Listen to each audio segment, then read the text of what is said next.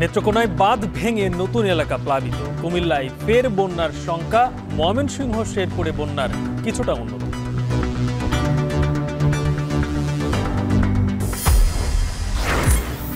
হাজী সেলিম সহ ৩ জন নতুন মামলায় কারাগারে। সাবের নজিবুর সহ কয়েকজনকে দুপুরের পরে তোলা হবে আদালত।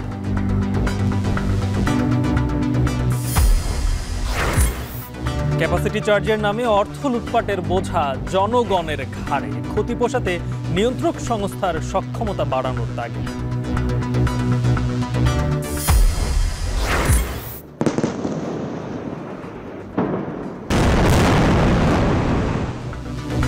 এবং ইসরায়েলি আগ্রাসনে গাজার ধ্বংসস্তূপ সরাতে লাগবে $120 কোটি।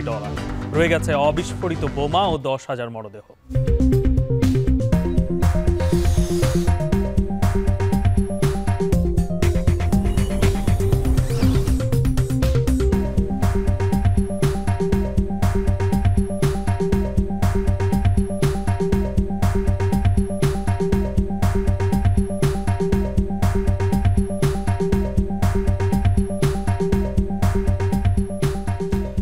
ঢাকার শুরুতে শুনছিলেন শিরোনাম। পুরো আয়োজন জুড়ে সঙ্গে আছি আমি গালিব ইবনে রিয়াজ। এবারে বিস্তারিত। বৃষ্টিপাত না হওয়ায় ময়মনসিংহের হালুয়াঘাট ধোব্বা-ওড়া উপজেলার বন্যা পরিস্থিতির কিছুটা উন্নতি হয়েছে। এখনও 2 উপজেলার নিম্নাঞ্চলের প্রায় 30,000 পরিবার পানিবন্দী। ফুলপুরে বন্যার পানিতে ডুবে একজন নিহত হয়েছেন। এদিকে নেত্রকোনায় বন্যার পানি কমতে শুরু করলেও ভেঙে গেছে নাটের কোনা বেড়িবাঁধের একাংশ। বিস্তারিত জানাতে ময়মনসিংহ থেকে যুক্ত হচ্ছেন হারুনুর রশিদ এবং নেত্রকোনা থেকে যুক্ত হয়েছেন রিফাত আহমেদ রাসেল। শুরুতেই হারুন, ময়মনসিংহের খবর জানতে চাই। ময়মনসিংহের বন্যা পরিস্থিতির সর্বশেষ তথ্য আমাদেরকে জানাবেন।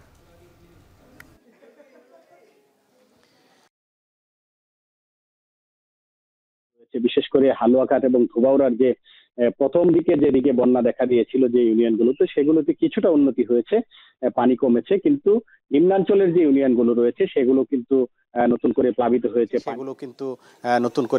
হয়েছে, পানি বেড়েছে এবং দুর্ভোগ দুর্দশা কিন্তু বন্যার্তদের বেড়েছে এবং বন্যা কবলিত যে সমস্ত মানুষজন রয়েছেন তারা কিন্তু নানা ধরনের সংকটে রয়েছেন। তাদের শুকনো খাবারের সংকট রয়েছে, বিশুদ্ধ পানির সংকট রয়েছে, স্যানিটেশন সহ নানাবিধ সমস্যার মধ্যে কিন্তু তারা জর্জরিত অবস্থায় রয়েছেন। এবং আমরা যে জায়গাটিতে আছি এটি হালুয়াঘাটের পূর্ব নড়াইল এলাকার কাওয়ালিজান এলাকা। এইখানকার একটি আশ্রয় কেন্দ্রে আমরা এখন আছি। আমরা দেখতে পাচ্ছি যে এখানে কিন্তু বিভিন্ন দোকানপাট, প্রাথমিক বিদ্যালয় সহ বিভিন্ন জায়গায় যেভাবে পারছেন এসে আশ্রয় নিয়েছেন।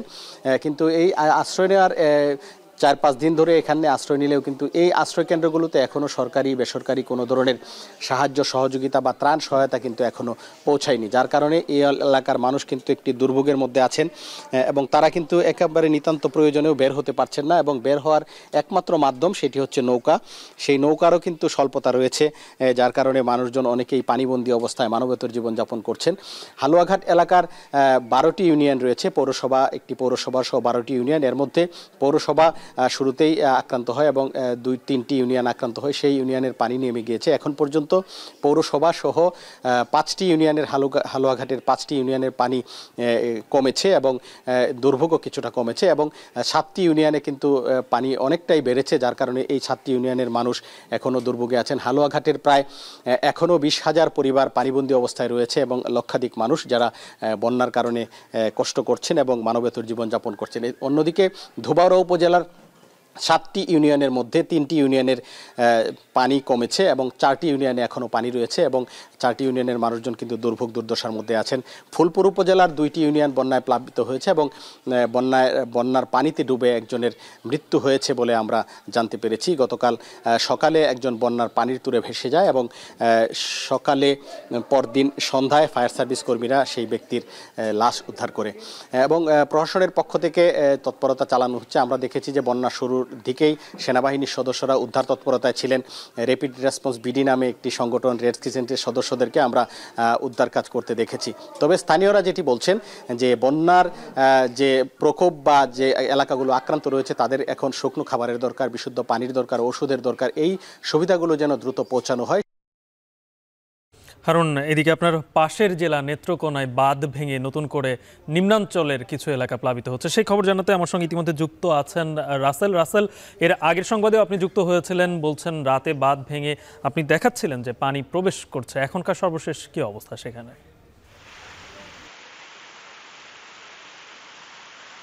গালিব, আপনি যেমনটি শুনছিলেন আসলে ময়মনসিংহের সহকর্মীর কাছ থেকে নেত্রকোনার পরিস্থিতি যদি বলি, আসলে এই যে হালুয়াঘাট এবং ধুপৌড়ার যে পানি, সেই পানি কিন্তু মূলত কংস নদী ধরে কিন্তু নেত্রকোনার এই পূর্বধলা উপজেলায় কিন্তু নেমে আসছে।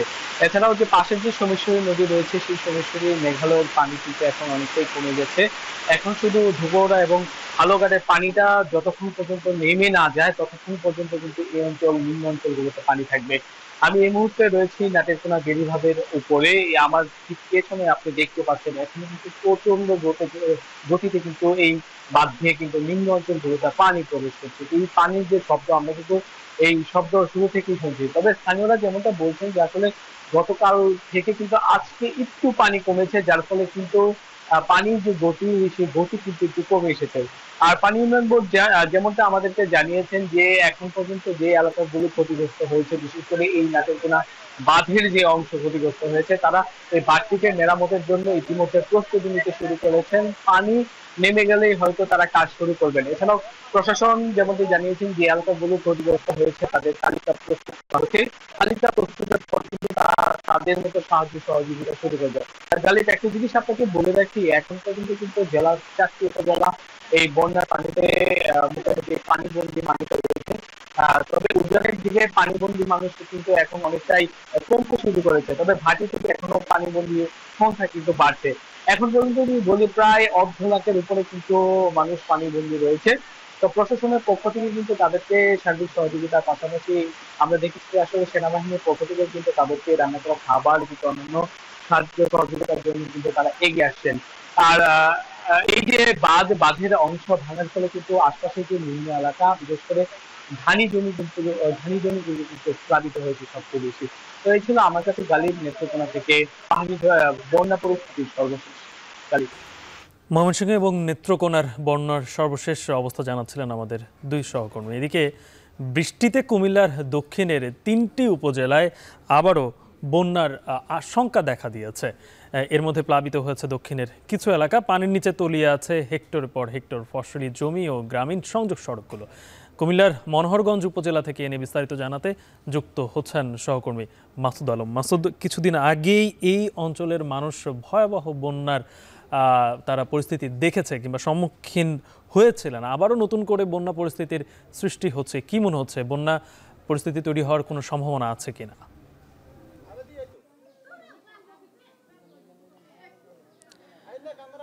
গালিব, সম্ভাবনা আসলে তৈরি হয়েছে, তবে এখন কিছুটা পানি নামছে। তারা বলছেন গত 2-4 দিনের যে টানা বর্ষণ, সেখানে একটা সংখ্যা তৈরি হয়েছিল, যার কারণ হিসাবে আমরা এখানে এসে দেখলাম যে এখনও সংযোগ সড়কগুলো কিন্তু পানির নিচে তলিয়ে আছে। আগস্টের মাঝামাঝি সময় থেকে কিন্তু এই যে মনোহরগঞ্জ এবং লাকসাম, 14 গ্রাম এবং নাঙ্গলকোট যে ভয়াবহ বন্যার কবলে পড়েছিল, সে পানিগুলো একেবারে ধীর গতিতে নামছিল। যার কারণ হিসেবে এলাকাবাসী বলছেন যে বিভিন্ন জায়গায় বাঁধ সৃষ্টি হওয়ার কারণে একেবারে ধীর গতিতে নামছিল। এতে করে কিন্তু যে বন্যার পানিগুলো সেটা জলাবদ্ধতায় রূপ নিয়েছিল। তবে উজানের এলাকার পানি নামলেও এই যে ভাটির যে অঞ্চলটি, বিশেষ করে মনোহরগঞ্জ এবং দক্ষিণ লাকসামের এলাকা কিন্তু পানির নিচে তলিয়েছিল। এখনও সংযোগ সড়কগুলো তলিয়ে আছে, বেশিরভাগ এলাকার বাড়িঘরগুলোর পানি নেমে নাই। তবে বেশ কয়েকদিন আগ থেকে বৃষ্টি আরম্ভ হওয়ার পরে যে আবারও পানি পরিমাণ বাড়ছে, এতে করে কিন্তু আবারও কিন্তু প্লাবিত হতে শুরু করেছে যে এলাকার গ্রামীণ সড়কগুলো। আমরা এলজেডির সাথে কথা বলেছি, তারা বলছেন যে স্থানীয় সরকার প্রকৌশলীর যে অধিদপ্তরের যে সড়কগুলো রয়েছে সেগুলো একেবারে পানির নিচে তলিয়ে থাকার কারণে দীর্ঘদিন প্রায় 2 মাস ধরে এতে করে খানা খন্দে এবং গর্ত সৃষ্টি হয়েছে এবং যান চলাচলে এক ধরনের ভোগান্তি তৈরি হয়েছে। এখানে মানুষ, আমরা দেখছি শিশু এবং বৃদ্ধরা সবচেয়ে বেশি ক্ষতিগ্রস্ত হচ্ছেন যাওয়া আসায়। কারণ হচ্ছে বাড়ি থেকে কিছুটা পানি নামলেও কিন্তু সড়কে পানি নেই, এতে করে মানুষ কিন্তু আসা যাওয়ায় চরম ভোগান্তিতে পড়ছেন। এই যে পানি না নামার কারণে কিন্তু জলাবদ্ধতা তৈরি হওয়ার কারণে গত 2 মাস এই যে পানিগুলো বিষাক্ত হয়েছে, একেবারে তারা স্থানীয়রা বলছেন যে তারা চর্মরোগের একটি বিপর্যয়ের মুখে পড়েছেন। প্রত্যেকের শিশু বৃদ্ধ থেকে সবার শরীরে কিন্তু চর্মরোগে আক্রান্ত হচ্ছেন। এতে করে তারা চর্মরোগ ছাড়াও কিন্তু বিভিন্ন ধরনের পানিবাহিত রোগে আক্রান্ত হচ্ছেন। আপনার যে জ্বর, সর্দি, কাশি থেকে শুরু করে নানান রোগে আক্রান্ত হচ্ছেন। যে পানি নিষ্কাশনের জন্য আমরা কেন হচ্ছে না সেই বিষয়ে আসলে আমরা উপজেলা প্রশাসন এবং পানি উন্নয়ন বোর্ডের সাথে কথা বলেছি। তারা বলছেন যে বিভিন্ন জায়গায় যে প্রয়োজনীয় বাঁধগুলো রয়েছে এবং পানি নিষ্কাশনের যে ড্রেন এবং কালভার্টগুলো, ব্রিজ থাকার কথা, সেগুলো কিন্তু পর্যাপ্ত পরিমাণে না থাকার কারণে কিন্তু পানিগুলো জলাবদ্ধতায় রূপ নিয়েছে।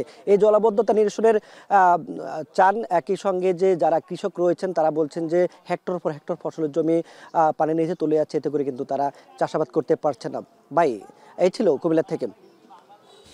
কুমিল্লা থেকে বন্যা পরিস্থিতির সবশেষ পরিস্থিতি জানাচ্ছিলেন সহকর্মী মাসুদ আলম। চকবাজার থানার রাকিব হাওলাদার হত্যা মামলায় সাবেক সংসদ সদস্য হাজী সেলিম সহ 3 জনকে গ্রেপ্তার দেখিয়েছেন আদালত। সোমবার সকালে চিফ মেট্রোপলিটন ম্যাজিস্ট্রেট আদালতে হাজির করে গ্রেপ্তার দেখানোর আবেদন করেন মামলার তদন্তকারী কর্মকর্তা। পরে রাষ্ট্রপক্ষ ও আসামি পক্ষের আইনজীবীদের শুনানি শেষে তাদের গ্রেপ্তার দেখিয়ে কারাগারে পাঠানোর আদেশ দেন আদালতে। এ মামলায় আরও 2 জন আসামি ঢাকা উত্তরের 26 নং ওয়ার্ডের সাবেক কাউন্সিলর হাসিবুর রহমান মানিক ও ঢাকা বিশ্ববিদ্যালয়ের ছাত্রলীগ সাধারণ সম্পাদক তানভীর হাসান সৈকত। এই 3 জন হাজী সেলিম সহ বাকি 2 জনকে এই মামলার সঙ্গে জড়িত থাকার বিষয়টা নিশ্চিত হওয়ার পর তাকে আজকে আদালতে উপস্থিত করে তাদেরকে একটা দরখাস্ত দিয়ে বিজ্ঞ আদালতে এই মামলা তাদেরকে গ্রেপ্তার দেখানোর জন্য নিবেদন করেন। বিজ্ঞ আদালত তদন্তকারী কর্মকর্তার দরখাস্তর গুণাগুণের উপর ভিত্তি করে তাদেরকে আজকে এই মামলায় গ্রেপ্তার দেখে জেল হাজতে প্রেরণ করেন। এদিকে সাবেক পরিবেশ মন্ত্রী সাবের হোসেন চৌধুরীকে এনবিআরের সাবেক চেয়ারম্যান নজিবুর রহমান সহ বেশ কয়েকজনকে দুপুরের পর আদালতে তোলা হবে। এই বিষয়ে বিস্তারিত জানাতে সিএমএম আদালত থেকে যুক্ত হচ্ছেন সহকর্মী রাব্বি হোসেন। রাব্বি, তাদের কখন আদালতে তোলা হবে এবং কত দিনের রিমান্ড চাওয়া হতে পারে কিংবা রিমান্ড চাওয়ার ব্যাপারে পুলিশের কাছ থেকে কোনো তথ্য পেয়েছেন কিনা? গালিব, এখনো পর্যন্ত তাদেরকে আদালতে আনা হয়নি, তবে ধারণা করা হচ্ছে দুপুরের পর তাদেরকে আনা হবে। যেহেতু গতকালকে গ্রেপ্তার করা হয়েছে সাবেক পরিবেশ মন্ত্রী সাবের হোসেন চৌধুরী, স্বরাষ্ট্র মন্ত্রণালয়ের জননিরাপত্তা বিভাগের সাবেক সিনিয়র সচিব আমিনুল ইসলাম এবং পাশাপাশি এখানে এনবিআরের সাবেক চেয়ারম্যান নজিবুর রহমানকেও আজকে আদালতে আনা হবে। তবে কখন নাগাদ আদালতে আনা হবে এই বিষয়টি জানা যায়নি। মামলার ফরওয়ার্ডিং তো আসেনি, যেহেতু সাবেক পরিবেশ মন্ত্রী সাবের হোসেন চৌধুরীর বিরুদ্ধে একাধিক মামলা রয়েছে, খিলগাঁও থানারও একটি হত্যা মামলা রয়েছে। সেক্ষেত্রে পুলিশ এখনো পর্যন্ত আসলে আমাদেরকে জানায়নি কবে তাদেরকে কোন মামলায় দেখানো হবে, আবার কতদিনের রিমান্ড চাওয়া হবে। তবে ধারণা করছি আমরা যে দুপুরের পর তাদেরকে আনা হতে পারে। সাবের হোসেন চৌধুরী 5 বারের তিনি এমপি ছিলেন, তিনি শেখ হাসিনা সরকারের বিভিন্ন মন্ত্রণালয়ের দায়িত্ব পালন করেছেন। সবশেষ তিনি এই পরিবেশ মন্ত্রীর দায়িত্ব পালন করেন, এছাড়া তিনি বিসিবির সভাপতির দায়িত্ব পালন করেন। এই ক্ষেত্রে এখন আমি আদালতে যে পরিস্থিতি সেটা যদি বলি যে তার যে নির্বাচনী এলাকা সাবের হোসেন চৌধুরী, সেই নির্বাচনী এলাকার যে স্থানীয়রা রয়েছেন তারা এখানে এসেছেন, তারা আসলে একটু পরপরই স্লোগান দিচ্ছেন তার বিরুদ্ধে। তারা আসলে বলছেন যে নানাভাবে এই সাবের হোসেন চৌধুরী তাদের প্রতি অবিচার করেছেন বা বিভিন্ন অভিযোগে অভিযুক্ত, তারা সেই অভিযোগগুলো করছেন। এখানে যারা এখানে এসেছেন স্থানীয়রা, অর্থাৎ বাসাবো, খিলগাঁও এই এলাকার সাধারণ মানুষ এখানে আদালতে এসে উপস্থিত হয়েছেন, তারা স্লোগান দিচ্ছেন এই সাবের হোসেন চৌধুরীর বিরুদ্ধে। এবং আমরা দেখছি যে আদালতের প্রাঙ্গণটি ইতিমধ্যেই আসলে উত্তপ্ত হয়ে পড়েছে এবং এই যে ঢাকার সিএমএম আদালতে যে প্রসিকিউশন শাখা রয়েছে তারা আসলে নিরাপত্তা ব্যবস্থা আসলে জোরদার করছেন। এখানে সেনাবাহিনীর টহল কিছুক্ষণ আগেই কিন্তু এখানে ছিল, তারা কিছুক্ষণের মধ্যে আবারও আসবেন আদালত প্রাঙ্গণে। পুলিশের পক্ষ থেকে আমাদেরকে আসলে বলেছেন যে কোনো প্রকার যাতে অপ্রীতিকর ঘটনা না ঘটে সে বিষয়টি তারা আসলে এখানে নজরদারি করছেন। যেহেতু সাবের হোসেন চৌধুরী 5 বারের এমপি ছিলেন এবং বিভিন্ন মন্ত্রণালয়ের দায়িত্ব পালন করেছেন, সেক্ষেত্রে আওয়ামী লীগ সরকারের সঙ্গে তার যে আষ্টেপৃষ্ঠে তিনি আসলে জড়িত ছিলেন এবং এই যে ছাত্র জনতার আন্দোলনে দমনে তার একটি ভূমিকা রয়েছে বলে দাবি করছেন এখানে যারা রয়েছেন তারা। এই ছিল আমার কাছে সবশেষ খবর সিএমএম আদালত থেকে। সিএমএম আদালত থেকে যুক্ত ছিলেন সহকর্মী রাব্বি হোসেন। দেখছেন এখন ঢাকা। বসুন্ধরা গ্রুপের চেয়ারম্যান আহমেদ আকবর সোবহান ও ব্যবস্থাপনা পরিচালক সায়াম সোবহান আনভীর সহ তাদের পরিবারের 8 সদস্যের ব্যাংক হিসাব জব্দের নির্দেশ দিয়েছে Bangladesh financial intelligence unit BFIU। কেন্দ্রীয় ব্যাংকের আর্থিক গোয়েন্দা বিভাগ বাংলাদেশ ফিনান্সিয়াল ইন্টেলিজেন্স ইউনিটের রোববার বিভিন্ন ব্যাংক ও আর্থিক প্রতিষ্ঠানকে তাদের ব্যাংক হিসাব জব্দের নির্দেশনা দিয়েছে। ব্যাংক হিসাব জব্দের তালিকায় থাকা অন্যরা হলেন আহমেদ আকবর সোবহানের 4 ছেলে সাদাত সোবহান, সাফিয়াত সোবহান, সায়েম সোবহান আনভীর ও সাফওয়ান সোবহান এবং 3 পুত্রবধূ সোনিয়া ফেরদৌসি সোবহান, সাবরিনা সোবহান ও ইয়াশা সোবহান। BFIU এর চিঠিতে বলা হয়েছে উল্লেখিত ব্যক্তি ও তাদের প্রতিষ্ঠানের নামে কোনো ব্যাংক হিসাব পরিচালিত হয়ে থাকলে সেসব হিসাবের লেনদেন মানি লন্ডারিং প্রতিরোধ আইনের আওতায় 30 দিনের জন্য স্থগিত রাখা এবং তাদের নামে কোনো লকার থাকলে তার ব্যবহার 30 দিন বন্ধ রাখতে হবে।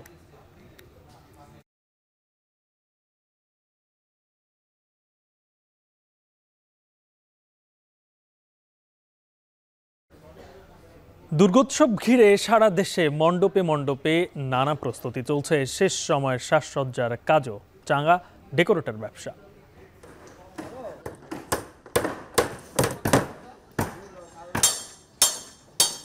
কাজটা কখনো এন্ডওয়ার দিয়া আপনার যত পারে দেখি পেছাতে পারি। তো আমরা এই জায়গায় মনে হয় 4 জন কাজ করতেছি, সকাল 9টা থেকে বিকেল 5টা পর্যন্ত ডিউটি। দুর্গা মার কাছে আমরা আশীর্বাদ করি সবাই সম্মিলিতভাবে আমরা জানি সুখে শান্তিতে বসবাস করতে পারি। মণ্ডপ এবং পূজার যে বিষয় আছে সেটার জন্য আমাদের কিন্তু পর্যাপ্ত নিরাপত্তা ব্যবস্থা গ্রহণ করা হয়েছে।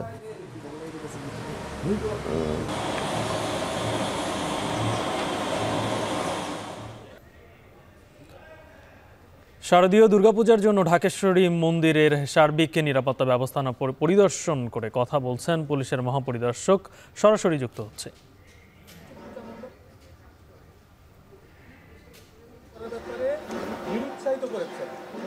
কারণটা কি? প্রশ্ন নাম্বার 1। প্রশ্ন নাম্বার 2, বেশ কিছু পূজা মণ্ডপে সারা দেশের যে সকল পূজা মণ্ডপগুলো আছে অন্যান্য বছর সিসি ক্যামেরার আওতায় থাকে, বিশেষ মনিটরিং এর ব্যবস্থা থাকে, এবার তেমন অনেক জায়গাতেই তেমন কোনো ব্যবস্থা। একটা প্রশ্ন উত্তর দিই। প্রথম কথা হচ্ছে যে আপনি বলেছেন যে বেশ কিছু পূজা মণ্ডপের সংখ্যা কিন্তু হ্রাসবৃদ্ধি হয় বিভিন্ন কারণে।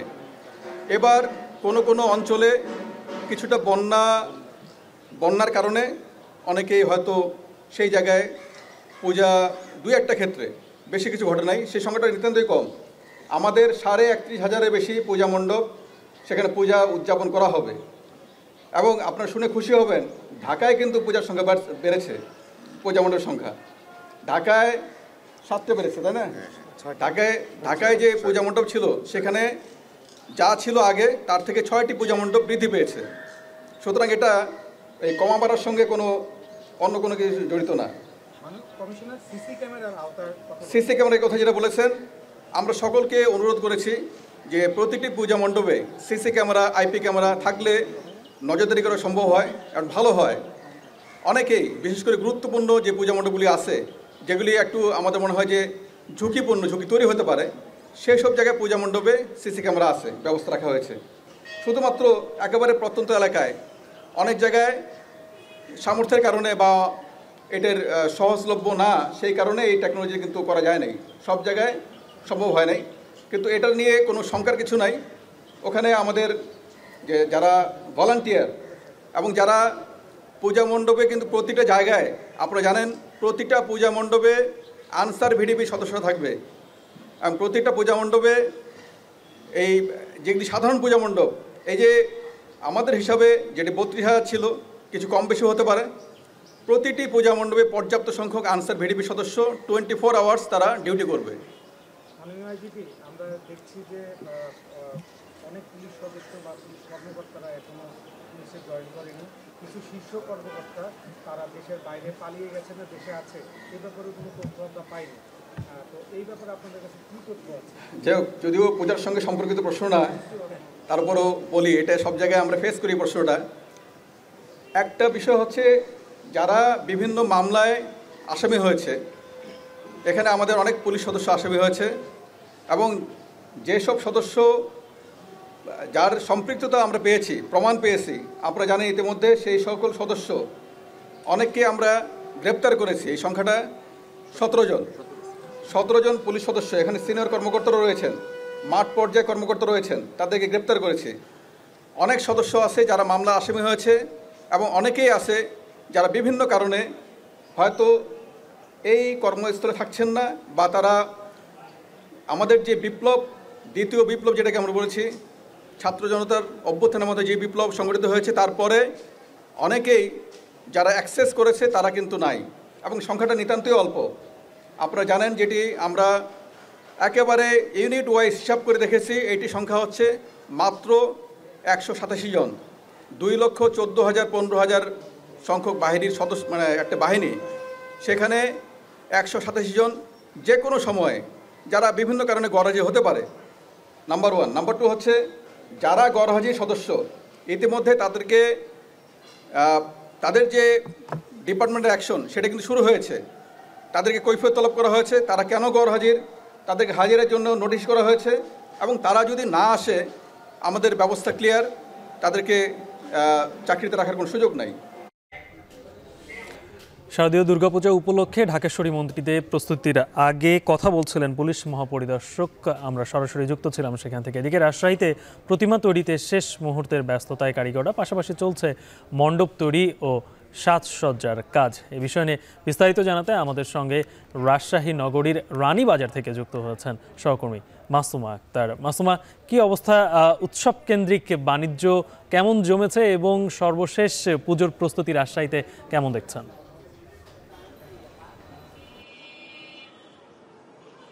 গালিব, এবার কিন্তু রাজশাহী মহানগরীতে 78টি যে পূজা মণ্ডপ, সেখানে কিন্তু শারদীয় যে দুর্গোৎসব সেটি কিন্তু অনুষ্ঠিত হতে যাচ্ছে, এবং এতে করে প্রত্যেকটি মণ্ডপ এবং মন্দিরের যে কাজের প্রস্তুতি সেটি কিন্তু চলছে। একই সাথে কিন্তু পাশাপাশি কারিগরদের যে প্রতিমা তৈরি শেষ মুহূর্তের কাজ, তাতেও কিন্তু তাদের ব্যস্ততা বেড়েছে। আমি একটু জানিয়ে রাখি যে এখানে আমরা আছি কিন্তু রাজশাহী রানীবাজারে। এখানে একটি মণ্ডপের সামনে আমরা রয়েছে। এই মণ্ডপে কিন্তু তারা যে ক্লাবটি রয়েছে, মন্দির কমিটির পক্ষ থেকে কিন্তু এখানে যে ডেকোরেটর কর্মী যারা রয়েছেন, শ্রমিক রয়েছেন, তারা কিন্তু কাজ করছেন রাত দিন এক করে। তারা কিন্তু সকাল থেকে আসলে মাঝরাত পর্যন্ত এই যে মণ্ডপ তৈরির কাজ সেটি কিন্তু করছেন। যেহেতু আর বাকি মাত্র একটা দিন, মাঝখানে এরপরেই কিন্তু আসলে মণ্ডপে প্রতিমা আসবে, এবং সেই প্রতিমার যে আনুষ্ঠানিক যে দুর্গোৎসবের যে আনুষ্ঠানিকতা সেটি কিন্তু শুরু হবে। এখানে কিন্তু এই মুহূর্তে কাজ করছেন, এখানে কাপড় লাগানো থেকে শুরু করে মণ্ডপের প্যান্ডেলের যাবতীয় যে কাজ, যে সাজসজ্জার কাজ, কাপড় এবং যে কাঠ বাঁশের যে প্যান্ডেল তৈরি থেকে শুরু করে এখানে যে বৈদ্যুতিক যে আলোকসজ্জার যে কাজকর্ম, সেগুলো কিন্তু ডেকোরেটর শ্রমিকরা করছেন। যেহেতু শহরে নগরকেন্দ্রিক জীবনযাপনে আসলে সারা বছর ব্যাপী ডেকোরেটর ব্যবসার কিছুটা কমেছে, তবে সেক্ষেত্রে এই উৎসবকে কেন্দ্র করে কিন্তু তাদের ব্যস্ততা বেড়েছেন। এখানকার যারা শ্রমিক রয়েছেন তারা বলছেন যে সারা বছর আমাদের আসলে টুকটাক কাজ থাকলে এই মুহূর্তে কিন্তু সেই কাজটি অনেকাংশে বেড়েছে। এই ডেকোরেটর পক্ষ থেকে মোটামুটি 10 জন কর্মী কিন্তু কাজ করছেন, সেটি পালাক্রমে তারা কাজ করছেন। পাশাপাশি আইনশৃঙ্খলা রক্ষাকারী বাহিনীর পক্ষ থেকেও তাদের যে পর্যাপ্ত যে সুরক্ষা দিতে আসলে প্রত্যেকটি মন্দির এবং মণ্ডপগুলোতে কিন্তু তাদের যে উপস্থিতি সেটিও আমরা লক্ষ্য করেছি এখানে।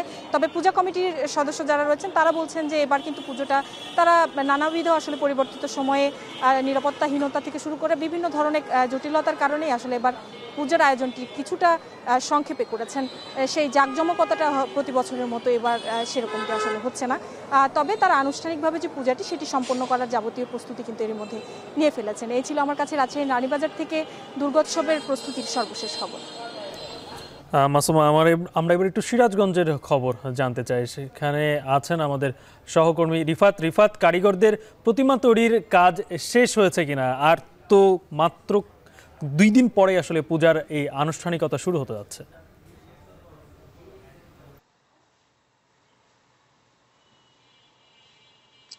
জি গালিব, আপনি যেটি বলছিলেন যে আর 2 দিন পর অর্থাৎ 9 অক্টোবর ষষ্ঠীর মধ্য দিয়ে আনুষ্ঠানিকতা শুরু হচ্ছে হিন্দু ধর্মাবলম্বীদের সবথেকে বড় উৎসব শারদীয় দুর্গাপূজার। ইতিমধ্যেই সিরাজগঞ্জের অধিকাংশ যে মণ্ডপগুলো রয়েছে সেই মণ্ডপের কিন্তু প্রতিমা তৈরির কাজ শেষ পর্যায়ে।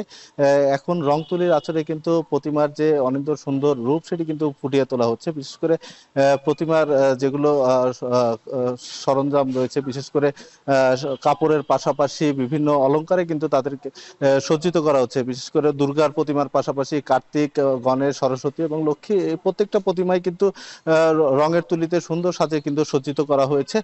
আপনাকে জানিয়ে রাখি যে সিরাজগঞ্জ জেলায় চলতি বছর কিন্তু 501টি দুর্গা মণ্ডপে কিন্তু শারদীয় দুর্গাপূজা অনুষ্ঠিত হচ্ছে, যা গত বছর কিন্তু ছিল 538টি পূজা মণ্ডপে কিন্তু দুর্গাপূজা অনুষ্ঠিত হয়। এবছর আসলে সরঞ্জামের পাশাপাশি দুর্গাপূজার আনুষ্ঠানিকতার ব্যয় বৃদ্ধি পাওয়ায় কিন্তু এবছর 37টি পূজা মণ্ডপে কিন্তু কমে নিয়ে হয়েছে দুর্গাপূজার আনুষ্ঠানিকতা।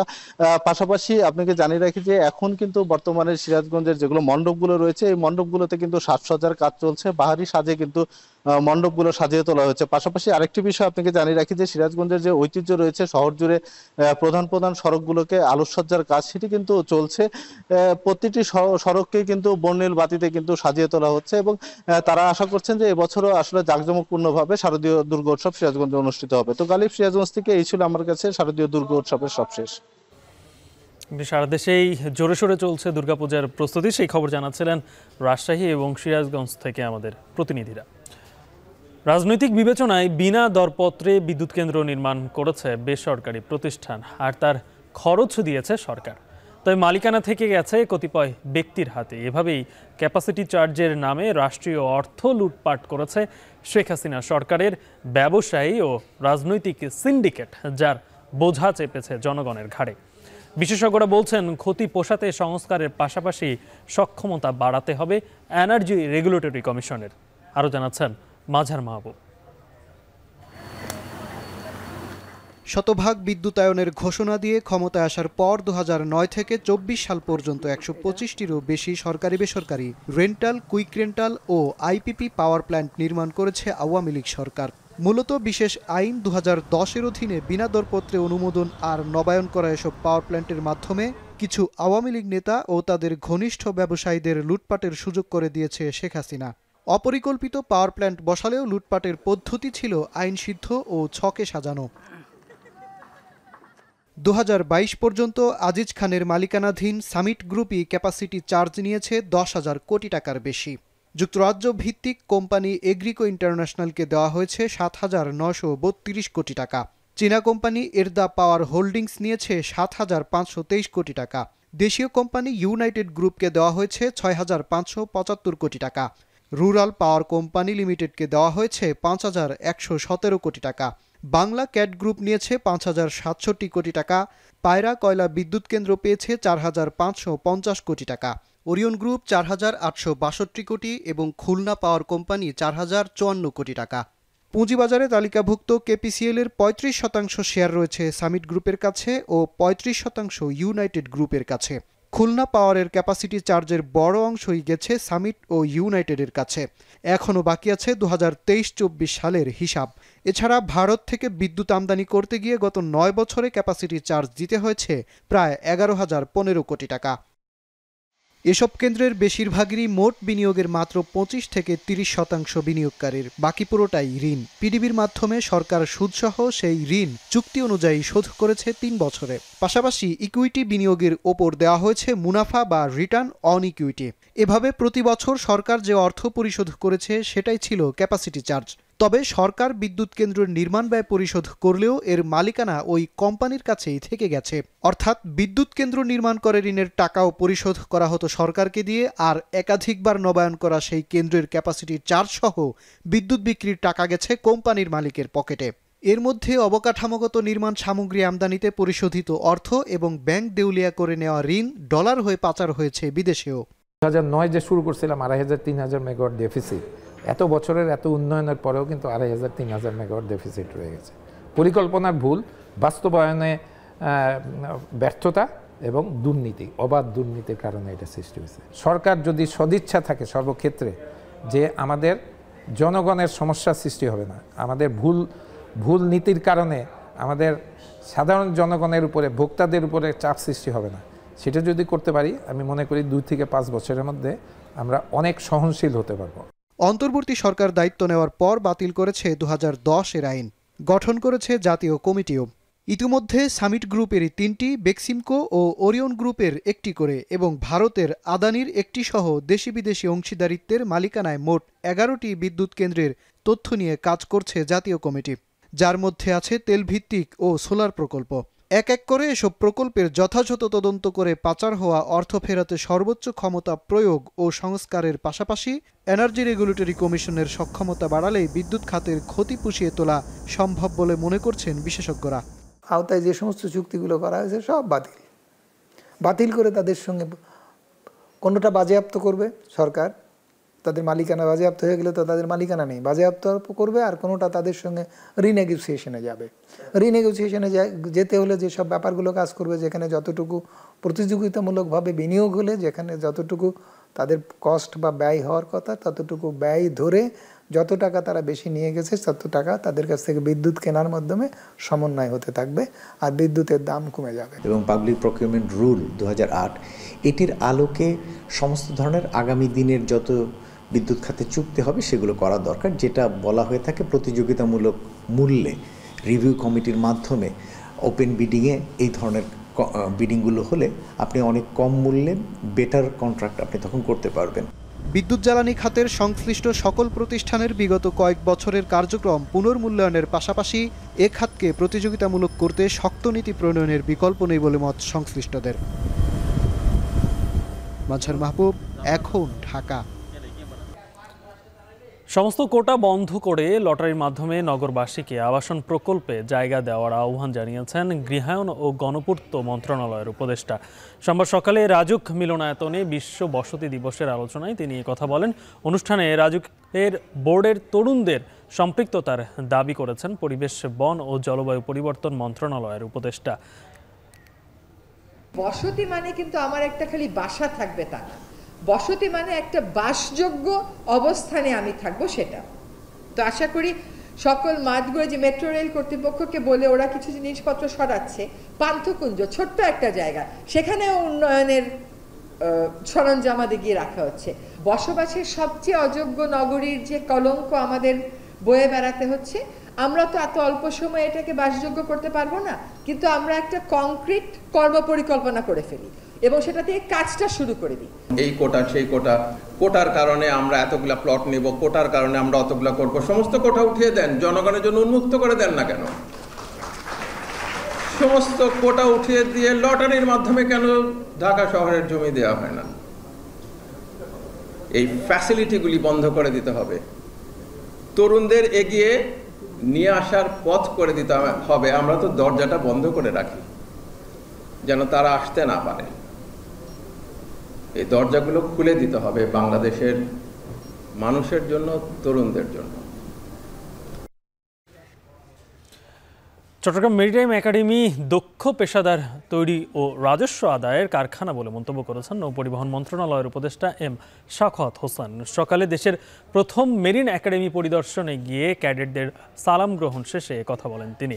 এ সময় তিনি আরও বলেন, এখানকার মেরিন ক্যাডাররা IMO নির্দেশনা অনুযায়ী দেশি বিদেশি জাহাজে সুনামের সঙ্গে দায়িত্ব পালন করছেন। এ সময় নৌপদেষ্টাকে কাছে পেয়ে একাডেমির কর্মকর্তারা তাদের বেশ কিছু দাবি ও অসন্তোষ তুলে ধরেন। বলেন 2022 সালের পর থেকে বিভিন্ন ভাতা বন্ধ করে দেওয়ায় অনেক দক্ষ অফিসার মেরিন একাডেমিতে প্রশিক্ষক হিসেবে যোগ না দিয়ে বিশ্বের বিভিন্ন দেশের মেরিটাইম ইনস্টিটিউটে যোগ দিচ্ছেন। এছাড়া অন্য প্রতিষ্ঠান থেকে প্রেষণে কমান্ডার নিয়োগ দেয় একাডেমি।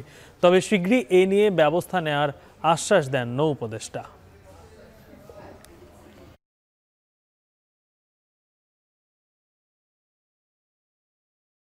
আমাদের যারা বাইরে চাকরি করছে তার বা শিপে আছে, প্রাইভেট শিপ হোক, সরকারি হোক, বিদেশি শিপ হোক, দে আর আর্নিং ফরেন কারেন্সি। এটা একটা ফরেন কারেন্সি আর্নার মেশিন যদি আমি বলি। তো এইখানে যেটা আমি এ পর্যন্ত শুনলাম, দেখলাম কিছু অ্যানোমালি আছে রিক্রুটমেন্টের অন্যান্য বিষয়ে। সেগুলো আমরা বলেছি যে যেহেতু এগুলো অনেকদিন থেকে পুঞ্জীভূত হয়ে আসছে, তো আমাদেরকে দেখতে হবে, যেটা আমি মনে করি যে এইখানে স্ট্যান্ডার্ড মাস্ট বি মেনটেইনড, যাতে তার এই স্ট্যান্ডার্ড নিয়ে কোনো কথা না ওঠে।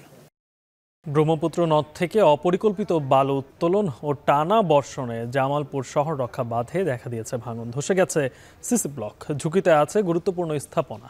এ নিয়ে আরও জানাতে পুরাতন ব্রহ্মপুত্র নদের ফেরিঘাট থেকে যুক্ত হচ্ছেন সহকর্মী জুয়েল রানা। জুয়েল, শহর রক্ষা বাঁধে কত মিটার অংশে ভাঙন দেখা দিয়েছে এবং কি কি গুরুত্বপূর্ণ স্থাপনা ঝুঁকিতে আছে?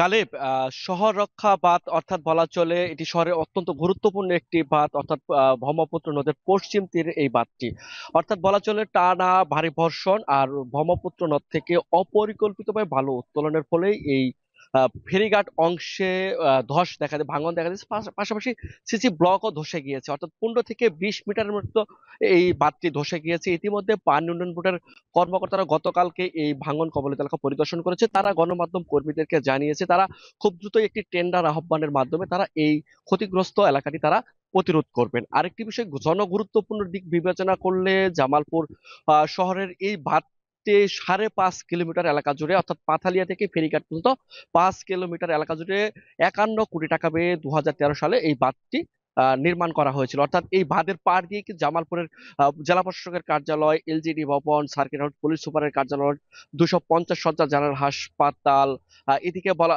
হাসপাতাল, এরকম জজকুট, এরকম জনগুরুত্বপূর্ণ স্থাপনা রয়েছে এই পাড় ঘেঁষে। অর্থাৎ বলা চলে এই মুহূর্তে যে নদী থেকে অপরিকল্পিত বালু উত্তোলন করা হচ্ছে টানা ভারী বর্ষণ চাইতে একেবারে ঝুঁকিপূর্ণ হয়ে পড়েছে এই শহর রক্ষা। অর্থাৎ এদিকে বলা চলে ঢাকা টাঙ্গাইল যে মহাসড়ক সেটিও ঝুঁকিতে রয়েছে, পাশাপাশি জামালপুর টু শেরপুরের যে 100 কোটি টাকা ব্যয়ে যে নির্মিত যে ব্রিজটি রয়েছে সেটিও এই মুহূর্তে ঝুঁকিতে রয়েছে এই ভারী বর্ষণ, এমনকি নদ থেকে অপরিকল্পিতভাবে ভালো উত্তোলনের ফলে সব মিলিয়ে বলা চলে একটা ঝুঁকিপূর্ণ অবস্থা হয়েছে এই বাঁধটি। এই ছিল জামালপুর থেকে আমার কাছে সর্বশেষ গালিব। শেষ করছে এখন ঢাকার আয়োজন। এখন টেলিভিশন ওয়েবসাইটে দেখতে ভিজিট করুন এখন.tv, ফেসবুকে চোখ রাখুন facebook.com/tv.এখন, আর ইউটিউবে লাইভ দেখতে ভিজিট করুন youtube.com/c/echontv।